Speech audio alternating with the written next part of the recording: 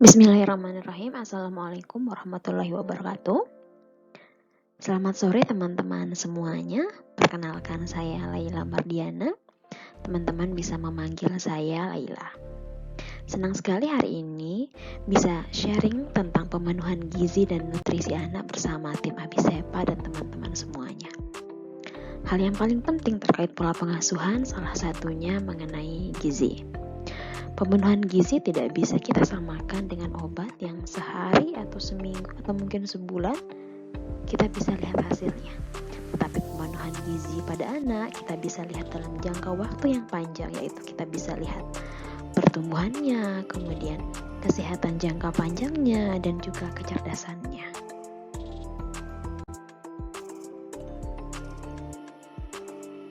Baik, ini adalah outline yang akan kita bahas pada sore hari ini, yaitu kita akan melihat overview mengapa sih pemenuhan gizi ini sangat-sangat penting untuk diperhatikan. Kemudian yang kedua adalah standar emas pemberian makan pada bayi dan anak.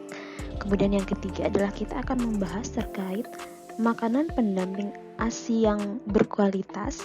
Dan yang terakhir adalah bagaimana sih mengatasi anak yang susah sekali makan atau yang mungkin sering ibu-ibu dengar itu GTM atau gejala tutup mulut. Ini adalah sekilas overview tentang masa emas pertumbuhan dan perkembangan anak pada 1000 hari pertama kehidupannya. 2 tahun pertama kehidupan adalah masa emas pertumbuhan dan perkembangan seorang anak, yaitu dimulai pada saat ibu hamil selama 9 bulan atau 280 hari yang disusul dengan bayi umur 0 sampai 6 bulan sampai kita lihat dia pertumbuhannya sampai dengan umur 2 tahun. Pada 2 tahun pertama kehidupan ini, pertumbuhan dan perkembangan terjadi sangat pesat. Masa ini harus digunakan sebaik mungkin karena prosesnya tidak dapat diulang. Pada fase ini terdapat pembentukan berbagai organ tubuh yang sangat vital seperti otak, kemudian tulang, gigi, dan lain sebagainya. Kemudian pematangan sistem pencernaan dan juga perkembangan kognitif dan juga kecerdasannya. Dari hasil MRI otak anak pada saat mulai dia lahir sampai dengan usia 2 tahun menunjukkan perkembangan yang sangat pesat.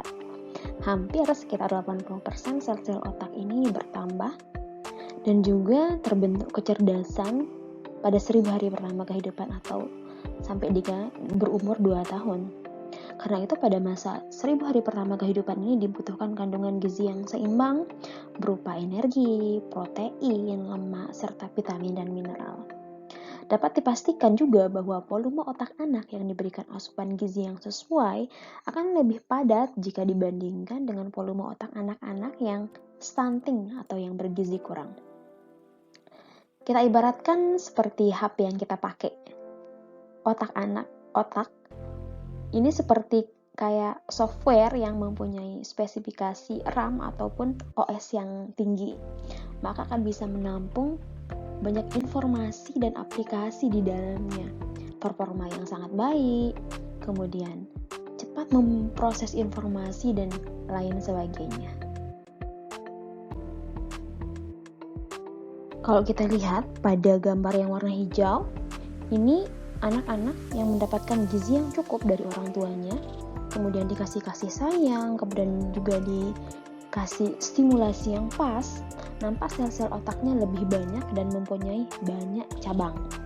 Lain halnya dengan anak-anak yang diberikan asupan gizi yang kurang, kasih sayang dan stimulasi. Kita lihat di sini sel-sel otaknya agak sedikit berkurang dibandingkan anak yang mempunyai nutrisi yang cukup. Kemudian cabang-cabangnya juga pendek ya. Tadi saya bahas overview terkait bagaimana perkembangan otak kaitannya dengan asupan gizi.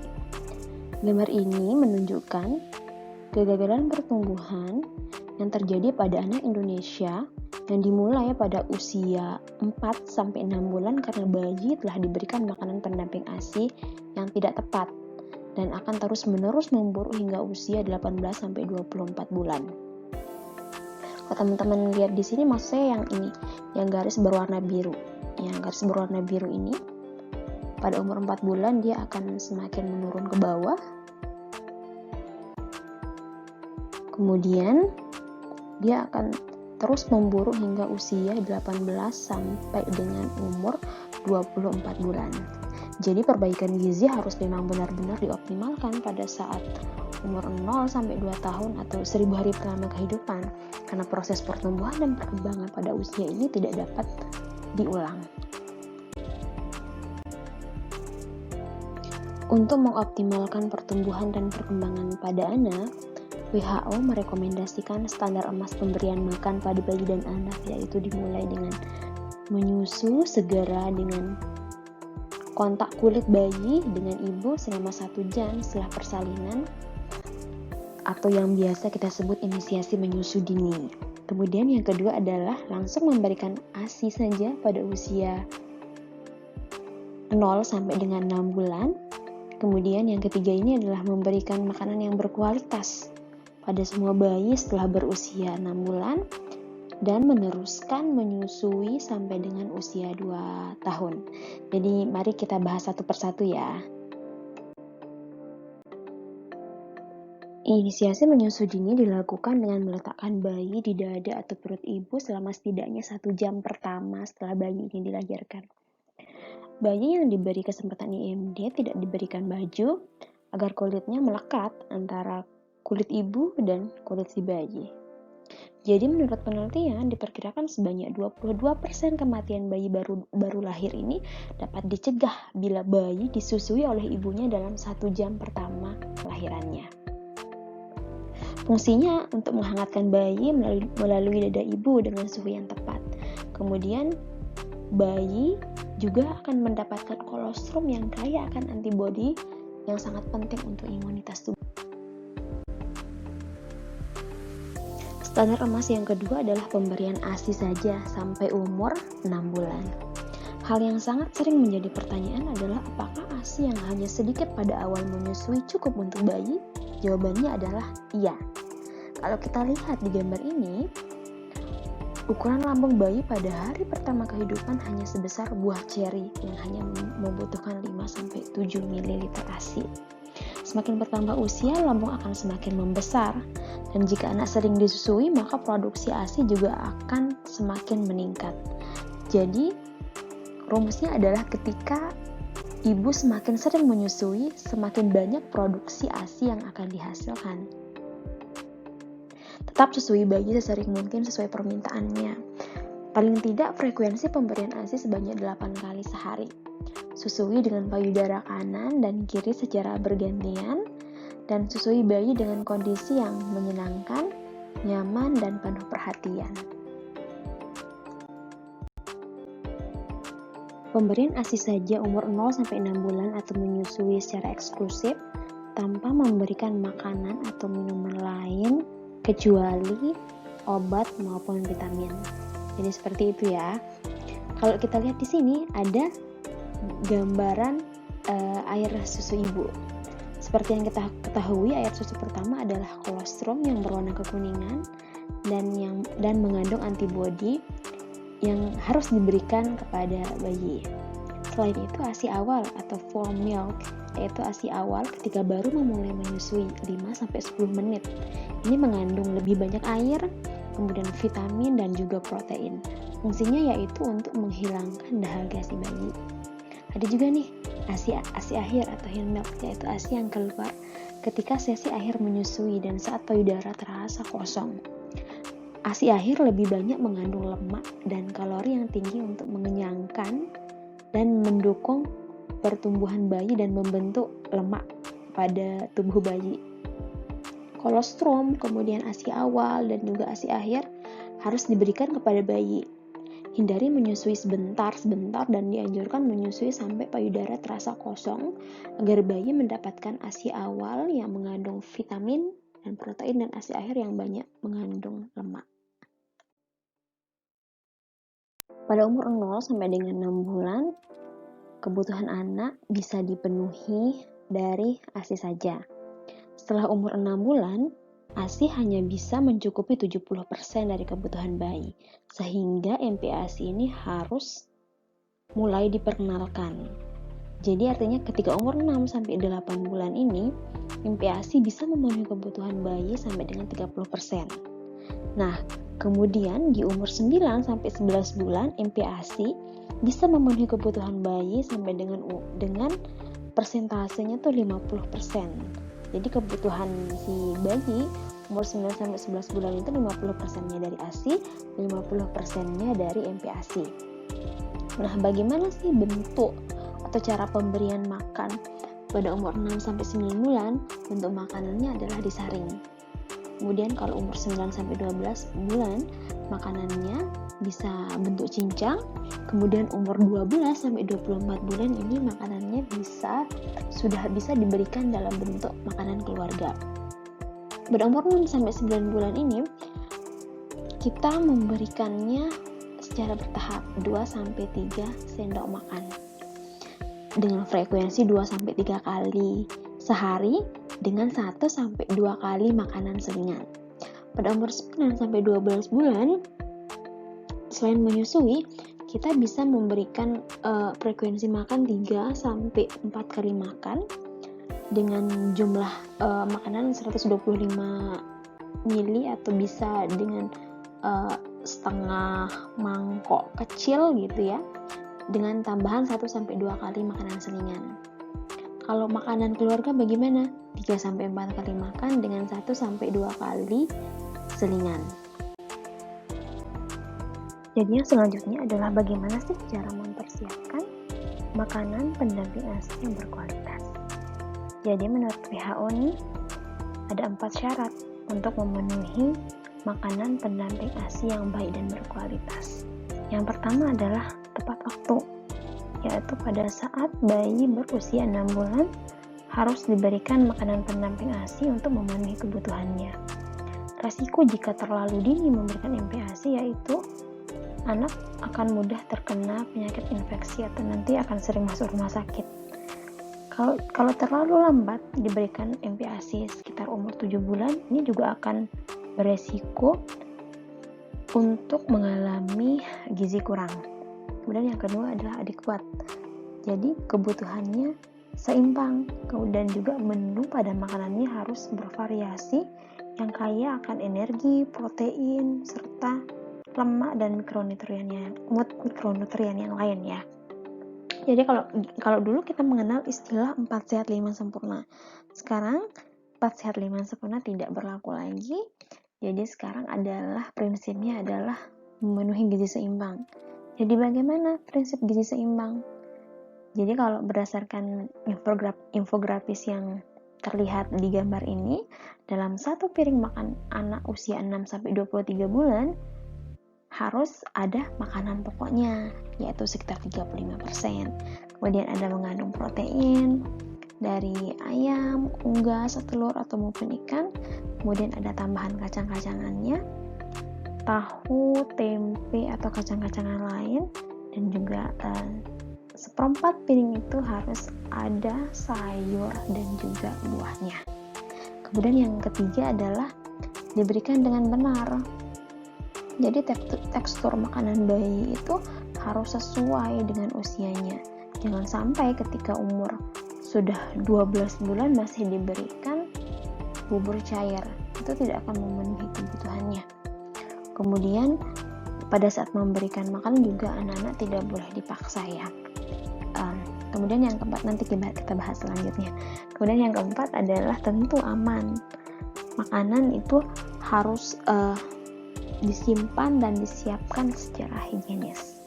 Juga tambahan makanan pendamping ASI-nya tidak boleh terlalu tajam, terlalu manis dan asin, kemudian mudah untuk dikonsumsi dan dicerna, dan juga terjangkau dan mudah disiapkan dari menu keluarga. Hal-hal yang harus diperhatikan ketika menyusun MPASI. Yang pertama adalah protein hewani dan nabati diberikan sejak usia 6 bulan. Jadi, ketika membuat MPASI jangan hanya diberikan bubur buah aja atau mungkin bubur nasi aja, tapi harus ditambahkan dari awal adalah protein hewani dan juga nabati.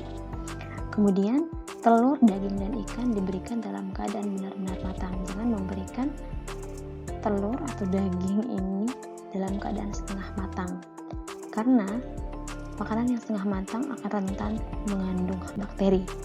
Kemudian pemberian jus buah tidak disarankan untuk anak berusia di bawah 1 tahun, karena kita tahu jus buah itu lebih banyak mengandung air. Kemudian yang ketiga adalah madu diberikan setelah anak berusia 1 tahun. Kenapa diberikan di atas 1 tahun? Karena resikonya itu adalah madu mengandung salmonella yang akan berbahaya juga kepada bayi. Kemudian ketika membuat MPASI, pastikan kebersihan tangan ibu, kemudian tangan anak juga sebelum memulai makan. Kemudian nih, hindari memberikan makanan dengan kadar yang lemak yang sangat tinggi, kemudian pemanis dan juga penyedap rasa tambahan. Makanan yang manis, kemudian makanan yang terlalu asin ini akan mempengaruhi nafsu makan si anak. Ketika diberikan makanan yang manis dan asin, dia akan lebih banyak merasa kenyangnya gitu, jadi sehingga menolak makanan yang diberikan oleh ibu nantinya. Kemudian nih, kalau ketika mempersiapkan makanan pendamping ASI, pisahkan talenan yang digunakan untuk memotong bahan mentah dan juga bahan matang. Ini untuk menghindari kontaminasi bakteri. Kemudian ibu-ibu harus perhatikan kebersihan tangan dan kemudian peralatan dalam mempersiapkan MPASI. Kemudian saran yang terakhir adalah pemberian minyak, mentega atau santan dapat diberikan kepada bayi untuk digunakan sebagai penambah kalori. Apa saja nih sumber zat gizi dari bahan lokal yang ada? Kalau kita lihat sendiri, daging dan ikan itu mengandung banyak protein, zat besi, dan zinc yang sangat dibutuhkan oleh bayi. Kemudian kalau hati ayam, hati sapi itu banyak mengandung zat besi dan juga vitamin A. Kemudian telur adalah bagian dari protein, mengandung lemak yang sangat baik untuk bayi, kemudian juga mengandung vitamin A.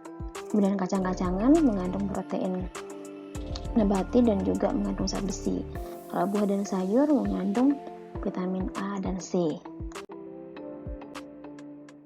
Ini adalah beberapa contoh makanan pendamping ASI yang dibuat dari makanan keluarga.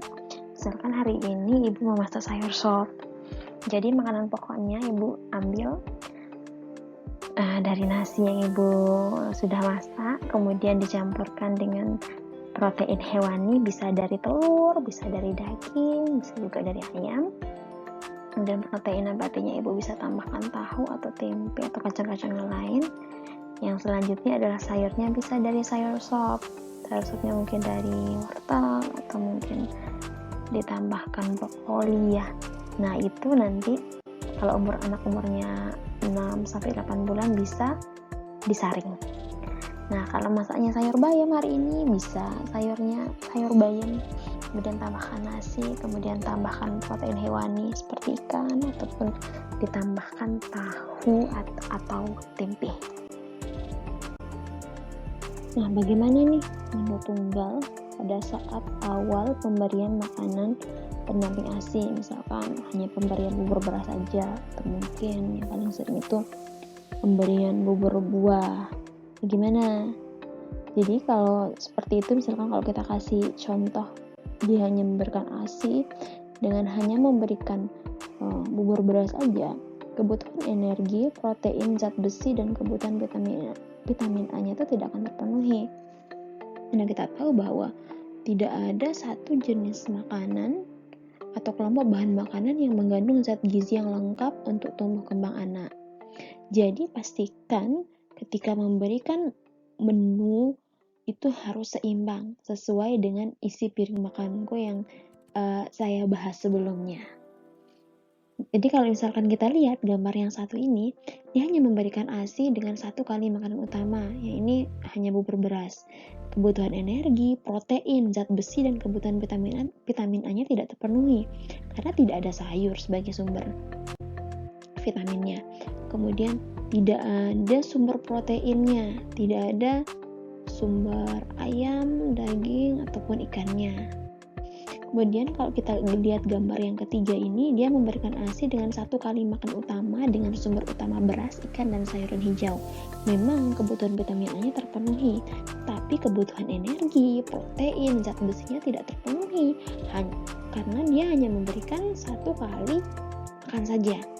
Nah, kalau kita lihat gambar yang tengah ini, dia memberikan ASI dengan 3 kali makanan utama yang beragam dan seimbang, dengan 2 kali makanan selingan. Jadi kebutuhan energi, protein, zat besi, dan kebutuhan vitamin A-nya jadi terpenuhi. Jadi selalu ingat bahwa ketika memberikan makanan pendamping ASI itu harus beragam dan juga seimbang. Untuk memaksimalkan pertumbuhan dan perkembangan anak, selain memberikan makanan yang seimbang, diperlukan juga rangsangan atau stimulasi setiap saat dalam suasana yang menyenangkan.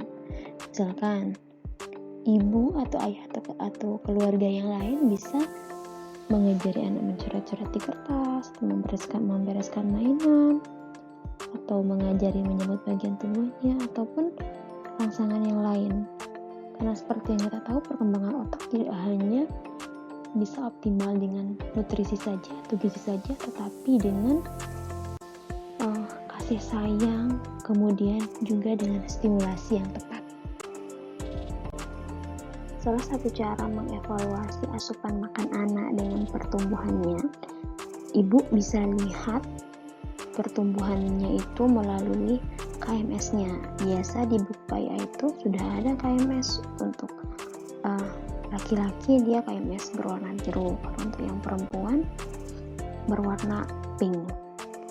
Jadi nanti ibu perhatikan plot setiap bulannya, kenaikannya harus sesuai dengan standar kenaikan berat badan minimal yang ada di dalam KMS. Hal yang paling sering menjadi pertanyaan ibu-ibu adalah ketika anaknya tidak mau makan, atau lebih sering dikenal sebagai GTM.